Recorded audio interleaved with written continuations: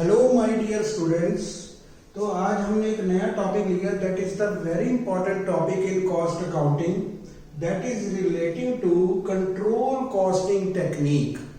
हमारी control costing technique में होता है marginal costing. So marginal costing controls the variable cost in the factory और ऑर्गेनाइजेशन। आज हम मार्जिनल कॉस्ट का डिस्कशन करेंगे। That will be quick and easy revision on marginal costing. आज मैं लेने वाला हूँ quick and easy revision of marginal costing। अब इसके बारे में हम टॉपिक ले रहे हैं marginal costing belongs to variable costing. Variable costing को कंट्रोल करने के लिए हमारी ऑर्गेनाइजेशन कंट्रोल कॉस्टिंग टेक्निक में मार्जिनल कॉस्टिंग की स्टडी करती है and how to control the variable cost और how to control the marginal cost in the organisation. तो मार्जिनल कॉस्ट को हम कैसे कंट्रोल करें, कैसे हम अपनी सेल्स को इंक्रीज करें, कैसे प्रॉफिटेबिलिटी को हम इंक्रीज करें। तो आज मैं इंपॉर्टेंट ले रहा हूं इसका रिवीजन ऑफ मार्जिनल कॉस्टिंग। तो सबसे पहले जब भी हम मार्जिनल कॉस्टिंग का डिस्कशन करते हैं it means we are related to variable costing. हम वेरिएबल कॉस्टिंग को बिलोंग करते हैं। तो वेरिएबल कॉस्टिंग का बहुत इंपॉर्टेंट रोल होता है मार्जिनल कॉस्टिंग में। और सबसे पहले हम डिस्कस करेंगे इक्वेशन। अब मार्जिनल कॉस्ट की इक्वेशन को अगर डिस्कस कर लिया जाए and we can derive various formulas from the equation, जिसको हम कहते हैं मार्जिनल कॉस्टिंग इक्वेशन। अब इक्वेशन क्या है, सबसे पहले मैंने इक्वेशन को लिया, उसको हम कहते हैं S minus V is equal to F plus minus P। ये हमारी होती है मार्जिनल कॉस्ट इक्वेशन। अब इसको थोड़ा सा हम क्लियर करते हैं। S stand for sales. S हमारा सेल्स रेवेन्यू होता है, हमारी ऑर्गेनाइजेशन में कितनी सेल हुई। V हमारा स्टैंड करता है वेरिएबल कॉस्ट। जब हम वेरिएबल कॉस्ट की बात करते हैं तो वेरिएबल कॉस्ट को हम इंक्रीज भी कर सकते हैं और हम डिक्रीज भी कर सकते हैं। और वेरिएबल कॉस्ट का एग्जांपल होता है मटेरियल। नंबर 1 एग्जांपल हम कह सकते हैं। लेबर भी हमारा वेरिएबल कॉस्ट का इंपॉर्टेंट पार्ट है। और वेरिएबल ओवरहेड्स जिसको हम पावर एक्सपेंस भी कह सकते हैं। और जो भी हमारे वेरिएबल ओवरहेड है जिनको कंट्रोल भी किया जा सकता है उनको हम कहते हैं वेरिएबल ओवरहेड्स। तो वेरिएबल ओवरहेड्स तो हमारी इक्वेशन बनती है S minus V, it mean sales minus variable cost is equal to F। F stand करता है फिक्स्ड कॉस्ट। अब फिक्स्ड कॉस्ट हमारी कांस्टेंट कॉस्ट होती है जिसको हम इंक्रीज भी नहीं कर सकते, डिक्रीज भी नहीं कर सकते। That is the fixed cost. वो हमें इंकर करनी होती है, वो हमें पे करनी पड़ती है अपनी ऑर्गेनाइजेशन के लिए। That is the fixed cost. और plus minus P stand for profit. अब हमने प्लस लिया प्रॉफिट। अगर हमारी ऑर्गेनाइजेशन और कंसर्न में अगर कोई लॉस होगा तो वहां पे हम कर देंगे माइनस लॉस। अगर प्रॉफिट होगा तो हम प्लस प्रॉफिट कर देंगे। इसलिए हमने इक्वेशन में लिया fixed cost plus minus profit. तो प्लस का मीन्स अगर प्रॉफिट होगा तो दैट विल बी प्लस, अगर लॉस होगा तो that will be ultimately minus. तो हमारी इक्वेशन जिसको हम कहते हैं मार्जिनल कॉस्टिंग इक्वेशन, ये बनती है sales minus variable cost is equal to fixed cost plus minus profit. तो अगर हम थोड़ा सा इसको एनालाइज करें तो sales minus variable cost is equal to contribution. अगर कंट्रीब्यूशन कहा जाए तो सेल में से वेरिएबल कॉस्ट को माइनस करने के बाद जो अमाउंट होगा दैट विल बी कंट्रीब्यूशन। और similarly fixed cost plus profit करने में जो अमाउंट होगा that will be also equal to contribution. तो हम contribution is equal to contribution कर रहे हैं। तो इट मींस अगर फिक्स्ड कॉस्ट में प्रॉफिट को प्लस करेंगे तो भी हमें कंट्रीब्यूशन मिलेगा, अगर फिक्स्ड कॉस्ट में माइनस लॉस करेंगे तब भी हमें कंट्रीब्यूशन मिलेगा। तो ये हमारी बेसिक इक्वेशन होती है। इसके ऊपर हमारे फार्मूलाज कई डिराइव हो जाते हैं। तो नंबर 1 हम इंपॉर्टेंट फार्मूला ले रहे हैं, वो है प्रॉफिट वॉल्यूम रेशो। अब मार्जिनल कॉस्टिंग में पीवी रेशो और प्रॉफिट वॉल्यूम रेशो का बहुत इंपॉर्टेंट रोल है। तो हमारी ऑर्गेनाइजेशन और हमारी कंसर्न अगर हम बेटर चाहते हैं तो larger the PV ratios better is the position. हम ये सिम्टम कहते हैं, जितनी भी हमारी PV ratios as compare to last years increase होगी, प्रॉफिट परसेंटेज इंक्रीज होगी, उतनी हमारी कंसर्न को बेटर डेवलप्ड कहा जाएगा। तो पीवी रेशो हमारे लिए बहुत इंपॉर्टेंट रोल प्ले करती हैं। अब पीवी रेशो का फार्मूला भी हम डिराइव करें, दैट इज वेरी इजी। अगर हम इक्वेशन को रख लेते हैं बेसिक, तो उसके बाद हम पीवी रेशोज के डिस्कशन में आते हैं। तो पीवी रेशो के important formulas, these are very important. तो नंबर 1 हम लेते हैं S minus B upon S into 100। तो इस फार्मूले को थोड़ा सा हम क्लियर भी कह सकते हैं, S mean sales minus variable cost divided by sale into 100, और ये आंसर हमारा परसेंटेज में होगा। तो PV ratio is always in percentage. तो हमारी प्रॉफिट वॉल्यूम रेशो का आंसर होगा S minus B upon S into 100। और S माइनस बी जिसको कहते हैं सेल्स माइनस वेरिएबल कॉस्ट, इसका सेकंड नेम हम कह सकते हैं contribution divided by sale into 100। तो ये भी सेल फार्मूला होगा परसेंटेज। और ये भी हम कह सकते हैं फिक्स्ड कॉस्ट। हमारी कंसर्न में फिक्स्ड कॉस्ट गिवन होगी, जो कॉस्ट हमारी सेम रहती है, कांस्टेंट होती है, जिसमें कोई चेंज नहीं होता, चाहे हम उसमें कोई वर्क करें या ना करें, लेकिन fixed cost is always constant. तो फिक्स्ड कॉस्ट प्लस प्रॉफिट, तो अगर फिक्स्ड कॉस्ट में प्रॉफिट को ऐड कर दिया जाए डिवाइडेड बाय सेल इनटू 100, तो ये भी हमारी पीवी रेशो का फार्मूला होगा। और एक हम कह सकते हैं फिक्स्ड कॉस्ट माइनस लॉस। अगर लॉस को हम माइनस कर दे, गिवन होगा, डाटा इंफॉर्मेशन होगी, तो फिक्स्ड कॉस्ट में अगर लॉस को माइनस कर दिया जाए और डिवाइडेड बाय सेल किया जाए इनटू 100, तो वो भी हमारी पीवी रेशो का आंसर होगा। और लास्ट एक 5वां फार्मूला हमारे पास हो सकता है, वो है change in profit divided by change in sale into 100। तो ये भी इंपॉर्टेंट फार्मूला है, सिलेक्टेड सम में ये भी हम इसको यूज करते हैं। तो इसका फार्मूला है चेंज इन प्रॉफिट। अगर 2 पीरियड्स की हमें इंफॉर्मेशन गिवन है, तो हमारे प्रॉफिट में कितनी चेंज हुई उसको हम डिवाइड करेंगे divided by change in sale into 100। तो ये हमारी होगी परसेंटेज। तो इसको हम कहते हैं पीवी रेशो। तो पीवी रेशोज की टेक्निक्स हैं, इसको हमने डिस्कस कर लिया। तो पीवी रेशो हम इस तरह से हम कैलकुलेट करते हैं। तो पीवी रेशो का बहुत इंपॉर्टेंट रोल है। सबसे पहले पीवी रेशो की टेक्निक को कैलकुलेट किया जाता है, देन हम उसके बाद हम हिडन फिगर जो भी हमें आंसर चाहिए उसकी हम कैलकुलेशन करते हैं। तो यहाँ पे हमने पीवी रेशो का फार्मूला डिराइव किया। अब हम आते हैं break even point. A break-even point means when concern or organization is facing that situation where no profit, no loss is there.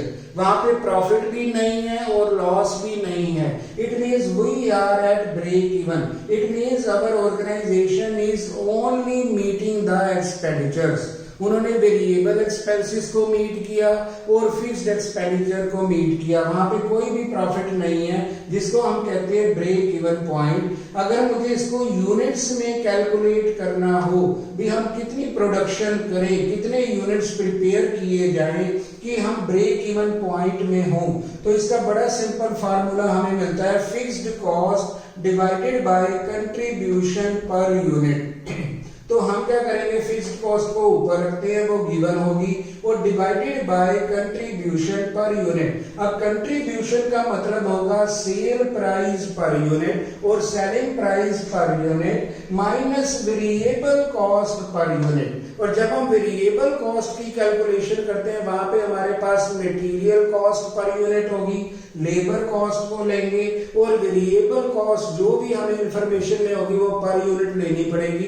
It means selling price में अगर variable cost per unit deduct कर दी जाए तो हमें answer मिलता है contribution per unit. तो अगर मुझे प्रोडक्शन को कैलकुलेट करना है, ब्रेक इवन पॉइंट की production, it means that will B simple formula fixed cost divided by contribution per unit. ये हमारा यूनिट में आंसर होगा।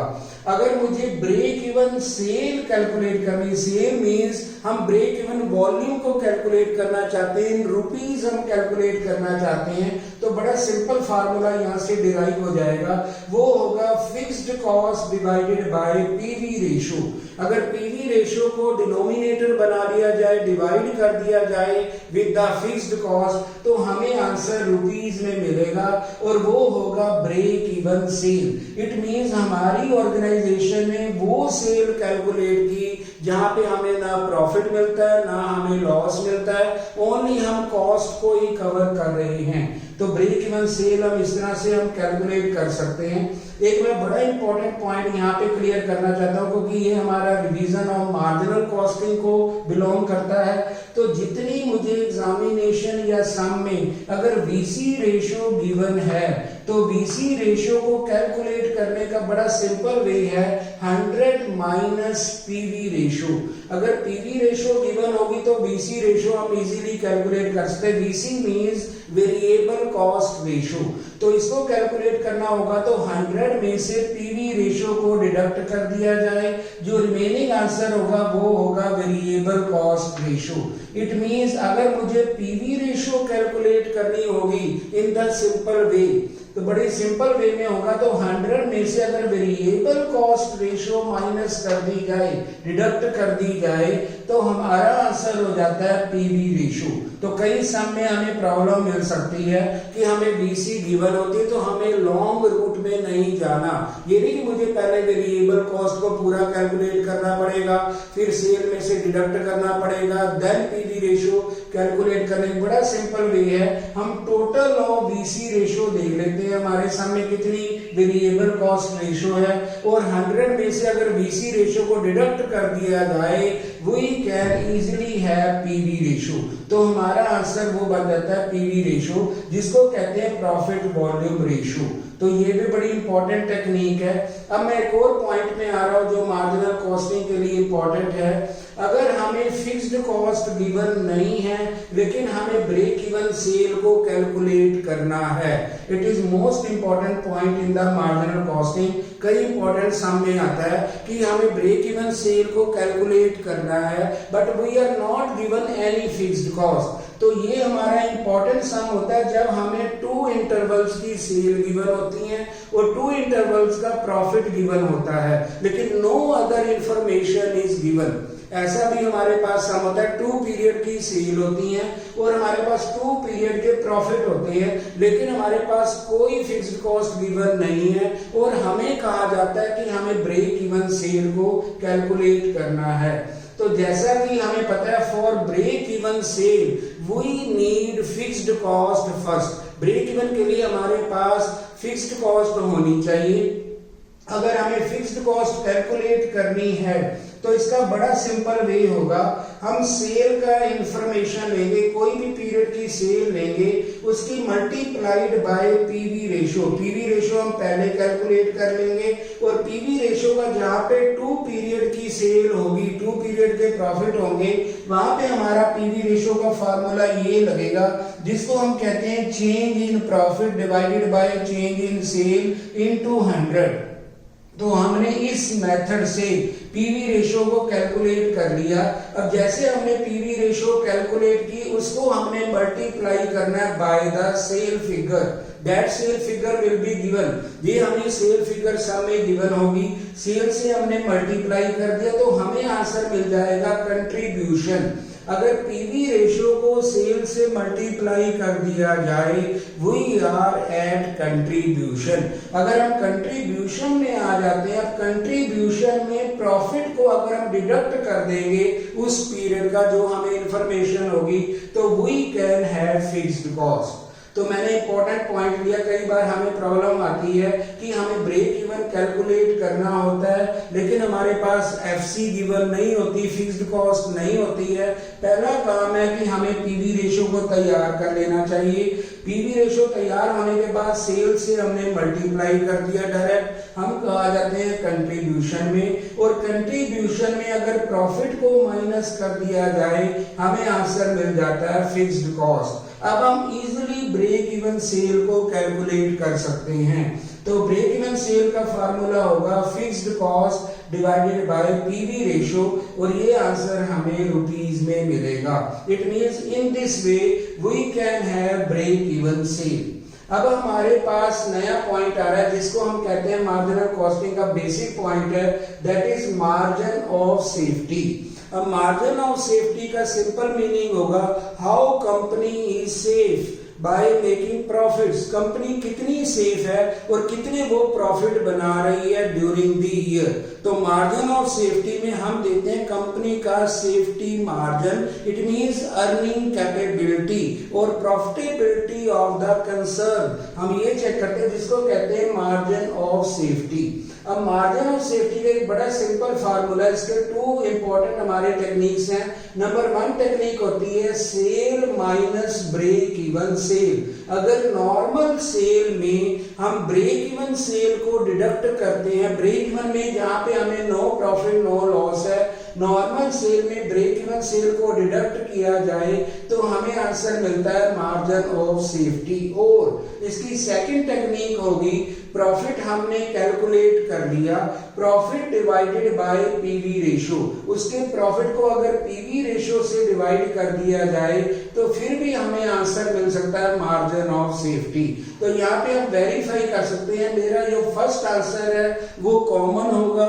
Number 1 answer will be same with the second answer. तो इसके टू टेक्निक है sale minus break even sale, इसको भी हम कहते हैं मार्जिन ऑफ सेफ्टी। अगर सेकंड लगाते हैं प्रॉफिट अपॉन पीवी रेशियो, तो ये भी हमारी मार्जिन ऑफ सेफ्टी का पॉइंट है। और एक हम इंपॉर्टेंट पॉइंट बताना चाहते हैं, जितना ब्रेक इवन पॉइंट हमारा डिक्रीज होगा उतनी कंसर्न हमारी बेटर मानी जाएगी। हम यहाँ पे 2 पॉइंट्स लेते हैं। अगर हमारी प्रॉफिट वॉल्यूम रेशियो इंक्रीज होती है that is the better sign of the organisation, और ब्रेक इवन पॉइंट जितना डिक्रीज होता है उतना that will be better sign of the organisation. तो ब्रेक इवन पॉइंट का डिक्रीज होना और कम होना that will be better signal for the organisation. इसका मतलब ये होगा जितनी जल्दी हमारा ब्रेक इवन पॉइंट कवर होगा उसके बाद हम इजीली प्रॉफिट को रिकवर करना स्टार्ट कर सकते हैं।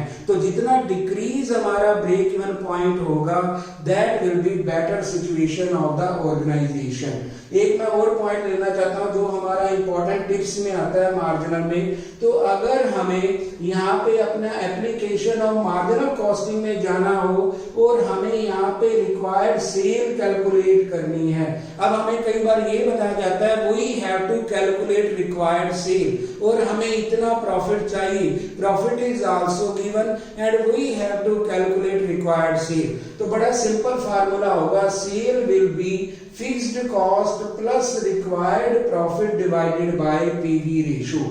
फिक्स्ड कॉस्ट में अगर रिक्वायर्ड प्रॉफिट प्लस कर दिया जाए और उसको पीवी रेशियो से डिवाइड किया जाए तो वो हमारी रिक्वायर्ड सेल आ जाती है। यानी हमारी ऑर्गेनाइजेशन को इतना सेल करनी पड़ेगी तभी वो इतना रिक्वायर्ड प्रॉफिट ले सकते हैं। That will be our answer. तो जब भी रिक्वायर्ड प्रॉफिट गिवन हो, बड़ा simple formula F plus P यानी fixed cost plus required profit divided by PV ratio.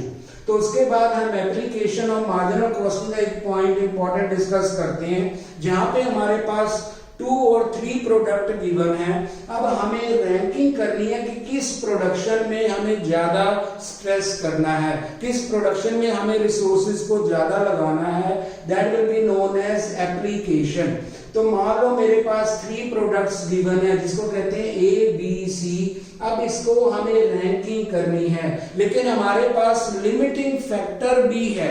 Limiting factor means हमारे पास लेबर रिसोर्सेज लिमिटेड हैं और रॉ मटेरियल लिमिटिंग है, जिसको हम लिमिटिंग फैक्टर कहते हैं या की फैक्टर कहते हैं। तो उसके लिए हमें क्या करना होगा, इसका सिंपल पॉइंट है कि मुझे ए इंफॉर्मेशन गिवन होगी ए प्रोडक्ट की, उसका पहले कंट्रीब्यूशन कैलकुलेट कर लेना चाहिए। Contribution means sale price minus variable cost. Sale price में हम वेरिएबल कॉस्ट माइनस कर लेंगे। ए की भी मुझे कंट्रीब्यूशन चाहिए, बी प्रोडक्ट की भी कंट्रीब्यूशन हमें कैलकुलेट करनी चाहिए। ये इंफॉर्मेशन गिवन हो, इसका sale price minus variable cost कर लेंगे। सिमिलरली सी का भी sale price minus variable cost कर लेंगे, जिसको हम कहते हैं कंट्रीब्यूशन। अब कंट्रीब्यूशन हमने तीनों का कैलकुलेट कर लिया। अब मुझे गिवन होगा लिमिटिंग फैक्टर। सपोज मुझे लेबर गिवन है लिमिटिंग फैक्टर, तो मैंने जितना कंट्रीब्यूशन कैलकुलेट किया उसको डिवाइडेड बाय लेबर आवर्स। अगर मुझे 3 आवर्स गिवन है लेबर आवर के, जो भी हमारे लेबर आवर्स गिवन है, जितना भी हमें लिमिटिंग फैक्टर है, ए के लिए 3 आवर्स लगते हैं बनाने के लिए, बी के लिए 2 आवर्स लगते हैं, सी को 5 आवर्स लगते हैं फॉर एग्जांपल। तो contribution divided bye hours. For example अगर लेबर आवर्स हमारा लिमिटिंग आवर्स है, लिमिटिंग फैक्टर है, तो हमें कंट्रीब्यूशन को लिमिटिंग फैक्टर से डिवाइड कर लेना चाहिए। तो मैंने जैसे एग्जांपल लिया, कंट्रीब्यूशन को हमने लिमिटिंग फैक्टर से डिवाइड किया। ए को 3 से डिवाइड करने, मान लो 3 आवर्स लगते हैं ए की प्रोडक्शन में, बी को 2 आवर्स लगते हैं प्रोडक्शन 1 यूनिट बनाने में, सी को 5 आवर्स लगते हैं। तो जितना लिमिटिंग फैक्टर होगा कंट्रीब्यूशन को हम लेबर से डिवाइड करेंगे। जो आंसर मिलेगा उस आंसर को हम रैंक करेंगे। अगर मान लो मेरा आंसर बी का नंबर 1 आ रहा है, that is the highest answer, तो बी की प्रोडक्शन को नंबर 1 रैंक दिया जाएगा। ए का सेकंड आंसर आ रहा है, सेकंड रैंकिंग में आ रहा है, तो ए को सेकंड प्रायोरिटी मिलेगी। और सी का अगर लीस्ट आ रहा है, सी को थर्ड प्रायोरिटी मिलेगी। इन दिस वे हम मार्जिनल कॉस्टिंग की हेल्प से अपनी प्रोडक्शन टेक्निक को बेस्ट वे में, बेस्ट पॉसिबिलिटी की प्रॉफिटेबिलिटी में कैलकुलेशन में लेके जाते हैं। How to calculate best profitability, how to opt the best profitability in case of different production. Different inputs में हम बेस्ट प्रॉफिटेबिलिटी कैसे ले सकते हैं, तो इसका मतलब पहले इनकी रैंकिंग करनी होगी। रैंकिंग के लिए कंट्रीब्यूशन कैलकुलेट करना होगा डिवाइडेड बाय लिमिटिंग फैक्टर। तो बी को हम ज्यादा स्ट्रेस देंगे, ए को उसके बाद सेकंड हमारी रैंकिंग प्रायोरिटी मिलेगी, सी को लीस्ट मिलेगी। इन दिस वे हमारी जो कंसर्न है वो बेस्ट प्रॉफिटेबिलिटी अचीव कर सकती है। तो यहाँ पे हमारा जो टॉपिक रहा है वो है quick and easy revision of marginal costing, ताकि हमें इंपॉर्टेंट जो इसकी टेक्निक्स हैं, इंपॉर्टेंट फार्मूलाज हैं, that will be clear so that we can solve important problems of marginal costing. That is the most important chapter of the cost accounting. Thank you very much.